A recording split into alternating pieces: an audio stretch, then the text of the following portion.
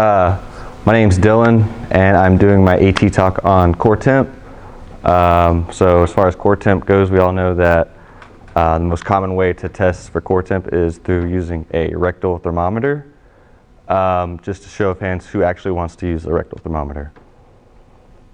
Gracie. Okay. And who wishes there was an alternative to a rectal thermometer?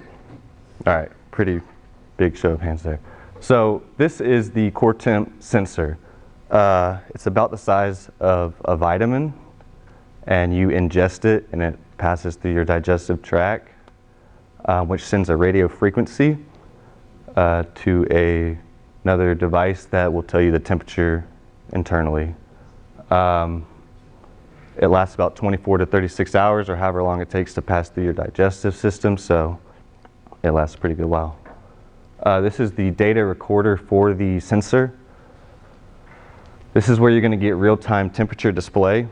So as long as the sensor's in your lower intestine, you're going to get an accurate read on core temperature. You can monitor up to 99 sensors at one time, which is really nice if you're doing the entire football team or a marathon or a track event, something of that nature. And it can reach up to 300 feet. So if you see an athlete go down on the field, by the time you get over there, you should be able to have an accurate read on their core temperature. So that helps a lot.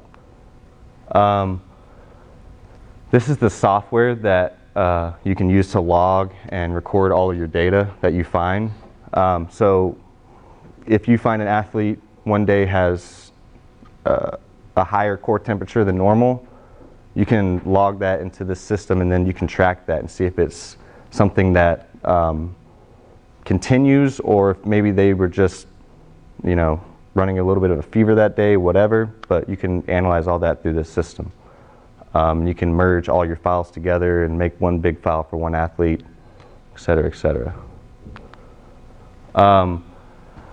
There's obviously many applications for this. Like I said, for big track events, field, water, racetrack. If you have swimmers, it can be kind of hard to get off a wetsuit. So that's a good way instead of trying to cut through any of that. Like I said, complex uniforms, hot and cold environments, obviously. Endurance-related events. So like, we see these marathons, Tour de France, whatever, and you see a big group of bikes all together, and then you see somebody behind them with a moped or motorcycle or something like that. If we had all of those athletes with CorTemp sensors in them, and then we had the person behind them with the data recorder, we could, analyze all of their core temperatures throughout the race, and we could even detect something before it actually happens. So that's pretty nice. There's a lot of uses for research with the CorTemp sensors. You can compare body temperatures from exercise to rest to see a difference, as well as high intensity workouts to endurance to see the difference in those type of core body temperatures, even high altitude athletes due to dehydration and et cetera. So these CorTemp sensors can be used in the real world as well, with firefighters. Obviously they're going through extreme temperatures, but the training of becoming a firefighter is pretty intense as it is. You're actually going into burning buildings, and these people, their bodies just aren't used to that. So during the first few months, it's a pretty good idea to monitor their core body temperatures in case something were to happen during training and really on a day-to-day basis. So like I said, with the research, there's many different reasons why you would want to test for different core body temperatures with sleep. If you have somebody in the hospital who's running a really high fever, or just you want to monitor them at the house while they have their fever, and you just have one of these devices laying around, that's obviously an option. And surgery. You never want your patient to start running a high temperature during surgery, because that will cause even more complications. So it's a good thing to monitor.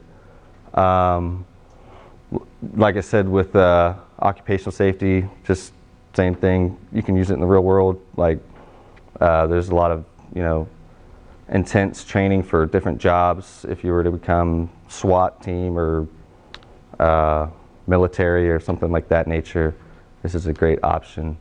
And of course, dogs. Everybody loves dogs, so it's kind of hard to ask a dog if he's got heat exhaustion or if he's feeling hot or anything. So you can get a good read from just using this sensor.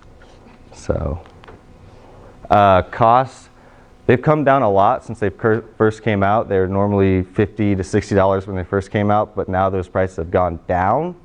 However, I will say that you should definitely buy these from a trustful source.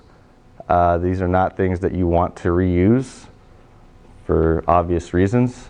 So make sure you're not buying them from China or overseas. And the recorders, obviously, those are going to be a little bit more expensive, $2,400 to $3,000, depending on if you buy a used or a new one. The graphing software is going to be included with your data recorder, so you won't have to worry about buying the program, all that. But most importantly, a modernized, more efficient way to test core body temperatures is priceless. So that's my AT talk.